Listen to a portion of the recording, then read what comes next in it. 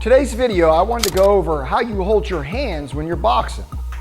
If you notice, if you watch a lot of the all-time great boxers when they're shadow boxing, you'll see that their hands are open. They're not clenched all tight, their fists are not clenched real tight. And the reason, I wanted to go over the reason. The first reason is when you clench your fist all the time, that's tension, okay? There's no stress and tension in boxing. That's gonna wear you down. Okay, that's number one. All that tension is going to stress you throughout the fight. It's going to wear you down. The other thing is when you're clenching your fists, you're not going to have the same speed that you would have if you keep that hand open. Okay, so when you're throwing punches, it's just like a sprinter.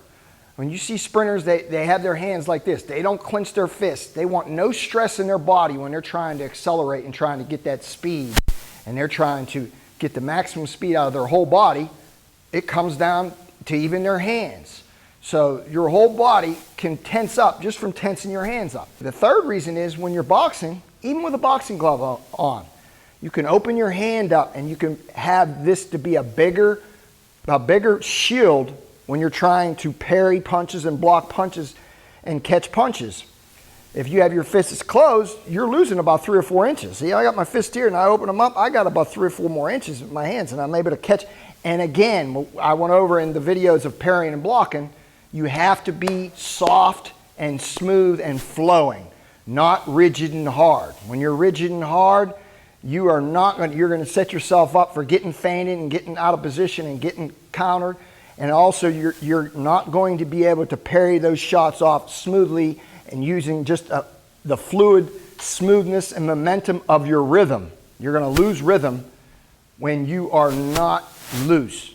It's just like when your hands, you got your hands open, okay? So when you're throwing a jab, if you watch Larry Holmes, that's why he had one of the greatest jabs, but people never break it down, why he had such a great jab. Why was he able to throw more jabs than any boxer today? You got guys like Anthony Joshua, they're throwing 15, 20 jabs around. When you had Larry Holmes, he was throwing 40, 50 jabs around. They're like, how could he be that busy? How could he do that? How could he keep it up? The guys don't understand. But the reason is because he would have that hand loose, and when he would snap that jab, okay? He's snapping that jab. It's like having a sock full of rocks, the way he used to throw that jab. It's like snapping a towel. He would be snapping a sock full of rocks at you. See? And he would throw that jab, and the traditional jab, again, when you're throwing a traditional jab, the same thing is the hands are open, they're relaxed. You ain't got to stretch them out like that and stretch them. They're not super loose either, but they're just relaxed, okay? So then when you jab, it's like catching fireflies. It's like catching flies at the end. You're tensing at the end, and that's bringing that snap, and that's in a traditional jab. But he used to throw a jab where he didn't even close his fist completely. He would throw it, like I said, it was loose. It was like a sock of rocks. Okay, and he would snap that jab. He would snap it, boom, and he would snap it, boom, and that fist would just be loosely closed. And he would snap that jab, and he would whip it, like snapping a towel. He wouldn't throw the traditional jab where he would close the fist. So he was able to whip that jab all day. He would whip it. He would whip it. He would whip the jab. He would whip it. He would whip it. He would whip it. He'd have his hand open, and then he would, bam, and he would hit you with the knuckles. At the end of the jab, he would hit you with those knuckles, but the fist was loose.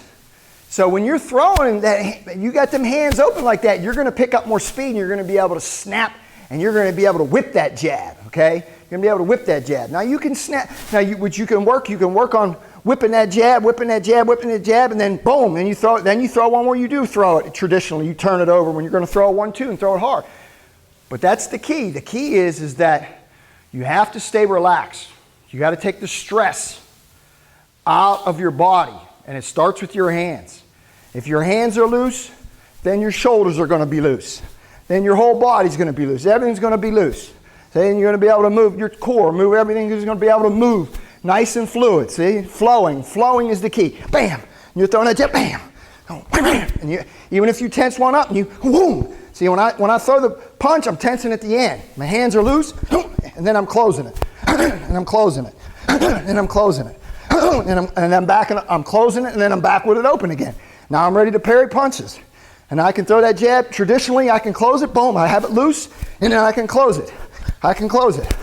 It's like catching flies. Bam, bam. Or I can start whipping it. Wham! Like I said, Larry Hill, bam, and he didn't even close it completely. Wham! Boom! Bam! See, that's the key.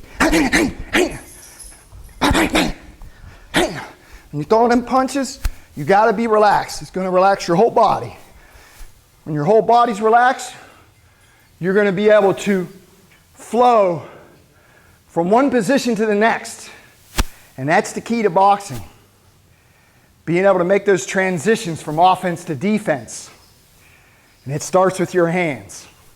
Just something a little extra to remember on the defensive end. Like I was trying to explain, when your hands are open and you're loose and you parry punches, okay? And then your whole body's loose, you're gonna be able to, if you're hard and rigid and you're slapping the punches and you're tense, then you're not gonna be able, it takes all that inertia and all that energy to swat at a punch, and then a guy feints you and he comes with a hook, and then you're gonna have to take all that energy and reverse the transition of position of your hand and make that transition where you're gonna have to come back and block the shot, and you're not gonna be able to do it. But if you're fluid and you're flowing and you parry a jab, and guy throws a hook there, you're able to get it. See, boom, boom. I'm so loose that I can take, that's what people don't understand. Smooth is fast. I can move fast like this, or I can move smooth like this. And I can get to the same spots because I'm smooth, because I'm making the transition from one defensive move to the next easier.